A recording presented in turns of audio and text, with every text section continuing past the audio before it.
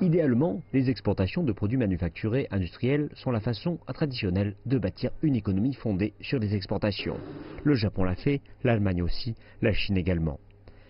Mais en tant que pourcentage du PIB, les secteurs manufacturiers dans la plupart des économies d'Afrique, à l'exception de l'Égypte, du Maroc, de l'Afrique du Sud et d'une poignée d'autres, ont tendance à être petites et aux prises à certaines problématiques, dont des moyens logistiques faibles et un coût élevé de l'énergie.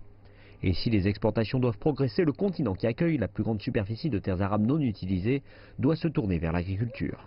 Certains entrepreneurs, tels que Haitham El Sadani, venant d'Égypte, exportent déjà des agrumes vers la Chine. Et quand nous l'avons rencontré avant l'expo, il a déclaré que la querelle commerciale entre les États-Unis et la Chine jouait en sa faveur.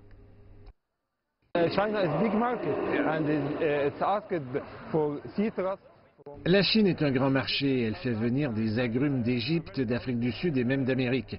Pour l'Égypte en particulier cette année, nous serons compétitifs en raison de nos prix. Nos coûts seront plus bas qu'en Amérique en raison des tarifs douaniers.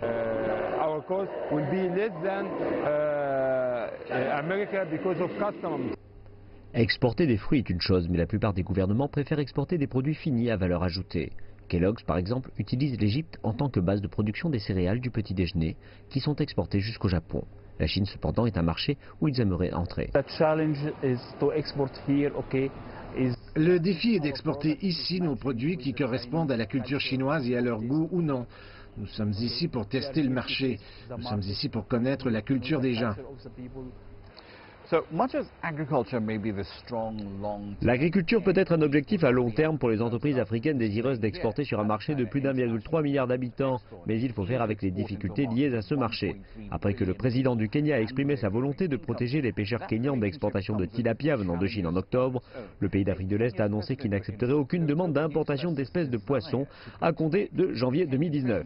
Tout comme il y a des opportunités pour l'évolution prochaine du commerce bilatéral, de nombreux défis sont aussi à venir.